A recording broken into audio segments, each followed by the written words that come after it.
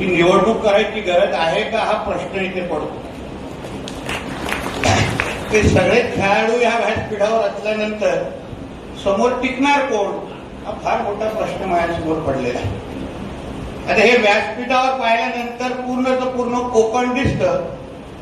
आता उरलं सुरलं कोण आहे यांच्याशी आता उद्यापासून आम्ही जरा त्याच्यावर दुर्बीण घेऊन जरा लक्ष घालणार आहे. दुर्बीण घेऊन, कारण का एकंदरीत हा पूर्ण आकड्यांचा अगर खेळ तुम्ही पाहिला आणि जसं आता तटकरे साहेबांनी सांगितलं की आम्ही सगळेजण एक दिलाने एक मताने कुठलाही आमच्या पत्रकार मित्रांचे चॅनलची चिंता न करता आम्ही ही निवडणूक लढवणार आहोत. सन्मान्य प्रदेशाध्यक्ष रवींद्र चव्हाण साहेब, खासदार सन्मान्य राणे साहेब, आमच्या भारतीय जनता पक्षाच्या सर्वच कार्यकर्त्यांच्या पदाधिकाऱ्यांच्या वतीने, लोकप्रतिनिधींच्या वतीने मी आमच्या अनिकेत तटकरेजींना शुभेच्छा देण्यासाठी आणि विजयामध्ये जेव्हा 22 तारीख जेव्हा जाहीर होईल, त्या 22 तारखेचा जेव्हा निकाल जाहीर होईल तेव्हा आकड्यांमध्ये तटकरे साहेब तुम्ही मोजून घ्या, भारतीय जनता पक्षाचा सिंहाचा वाटा असेल हा विश्वास तुम्हाला निमित्त. आणि म्हणून बाजूला लगेच उदय सामंतजींचे तुम्ही बघू नका. जंगलात 2 सिंह असले तरी पण काही प्रॉब्लेम नाही. म्हणून आम्ही सगळेजण एक ताकदीने ही निवडणूक लढवण्याची ठरवलेली आहे. मी ह्या तिन्ही पक्षांच्या प्रमुखांचं ह्यासाठी पण अभिनंदन करेन की अतिशय योग्य असा उमेदवार आम्हाला दिलेला आहे. बघा, चांगल्याला चांगलं म्हणणं हे माणुसकीचा धर्म आहे. आणि अनिकेतजींचं जे काम गेल्या 5 वर्षामध्ये मी स्वतः लोकप्रतिनिधी म्हणून पाहिलंय. या भागाच्या कोकणाच्या विकासासाठी जेव्हा जेव्हा ते मला भेटलेले आहेत, आम्ही बोललेलो आहे, तेव्हा ह्या भागाच्या विकासासाठी आपण अजून कसं हातभार लावू शकतो त्यासाठी नेहमीच त्याची धावपळ असते. मंडळामध्ये भेट झाल्यानंतर नितेशजी आपल्याला कोकणासाठी असं करायला पाहिजे, हा प्रकल्प आणायला पाहिजे. आता तर मंत्री झाल्यानंतर साहित्य नेहमी रेग्युलर भेटतातच, पण अनिकेतजींचा पण सातत्याने या भागाच्या विकासासाठी आपण अजून काय करू शकतो, कुठले प्रकल्प आणू शकतो, तुमच्या दोन्ही खात्यांच्या माध्यमातून या किनारपट्टीचं दरडोई उत्पन्न कसं वाढवू शकतो यासाठी सातत्याने त्यांची धावपळ आहे. आणि म्हणून मला विश्वास आहे 5 वर्ष जसं त्यांनी काम केलं त्यापेक्षाही जास्त चांगलं काम आता ते 22 तारखेच्या नंतर नक्की करतील हा विश्वास पण मी ह्या निमित्ताने व्यक्त करतो. आता आकडे तुम्ही सगळ्या जणांनी पाहिल्यानंतर हे सगळे एका बाजूला महायुती आल्यानंतर समोर फक्त 55 मतं राहतात. 55 फक्त 55 म्हणजे चणेकुरमुळे पण राहत नाही. आणि म्हणून या व्यासपीठाच्या निमित्ताने तटकरे साहेबांनी आमच्या उदय सामंतजींना जबाबदारी दिली आहे. योग्य माणसाला योग्य जबाब, म्हणजे सोनारानेच कान टोचावे असा तो विषय आहे.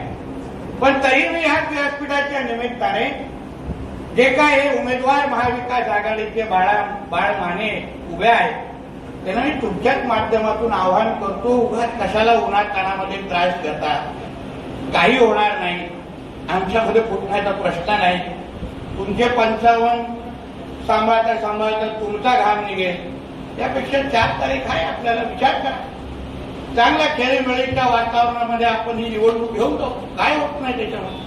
आणि मग 22 तारखेनंतर आम्ही लोक आहोतच, मी आहे, उदयजी आहेत, आदितीताई आहेत, काही कामं विमा असतील तर आम्ही लोक आहोतच, कुठे पाहतोय. स्वतःची काळजी घ्या. नेहमी निवडणूक लढवण्याची PhD करायची नाही, लढायची, पडायची, परत उभं राहायचं, परत पडायचं. बरोबर वाटत नाही माने साहेब. ऐकत असाल, मला माहिती आहे आमची प्रत्येक गावात तुम्ही बघता म्हणून बोलतो. आणि म्हणून या निमित्ताने त्यांनाही आवाहन करीन, तटकरे साहेबांना पण पुरं राज्य फिरायचं आहे. आमचे उदय सामंत साहेब तर फक्त रत्नागिरीपर्यंत सीमित नाही, तेही शिवसेनेचे म्हणून पुरं राज्य फिरणार आहे. आणि म्हणून ह्या कोकणच्या ह्या निवडणुकीच्या निमित्ताने निवडणूक झाली नाही तर अतिउत्तम. एक चांगल्या वातावरणामध्ये, खेळीमेळीच्या वातावरणामध्ये जे आमचे तटकरे साहेब बोलले की 22 तारखेला आपण इथे एकत्र जमू, तर 5 तारखेला पण जमण्याची तयारी ठेवा. 4 तारखेला फॉर्म मागे घेतला, दोन्ही टायमाचे फटाके घेऊन ठेवा. फक्त 4 ते 22 वाढू नका.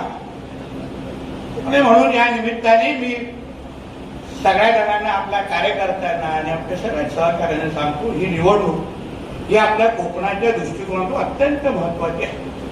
कारण की अजून एक आमदार, लोकप्रतिनिधी आपल्याला तर नाही ह्या निमित्ताने भेटतो.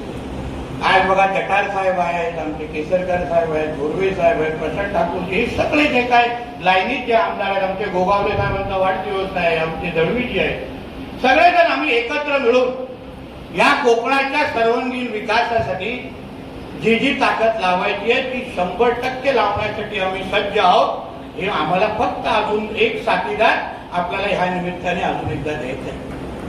आमचा तर सिंधुदुर्गाच्या तटकरे साहेब, तुम्ही चिंता करूच नका, आमच्याकडे क्लीन स्वीप आहे, तिथे काही प्रॉब्लेम नाही. आमच्या अनिकेतजींना विचारा, 17 ना 2017 तेव्हा सर्वात जास्त मतदान हे आमच्या सिंधुदुर्गाने तेव्हा अनिकेतजीला दिलेले 2018. आणि यावेळी तर राणे साहेबांचे स्पष्ट आदेश आहे, आमच्या चव्हाण साहेबांचे कालपासून 2दा फोन आले.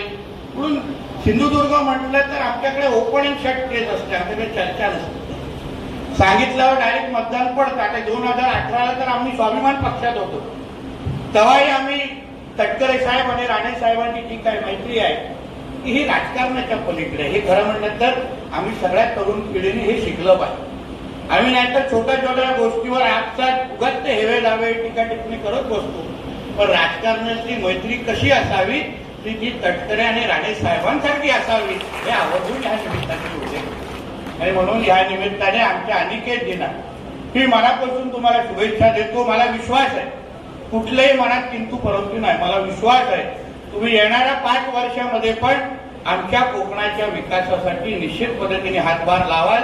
आणि जे काही निधीमध्ये तुम्ही आतापर्यंत कधीही भारतीय जनता पक्षाला डावललं नाही, तसंच तुम्ही येणाऱ्या कालावधीमध्ये पण भारतीय जनता पक्षाला ताकद द्याल हा विश्वास या निमित्ताने व्यक्त करतो. इथेच थांबतो. जय हिंद, जय महाराष्ट्र.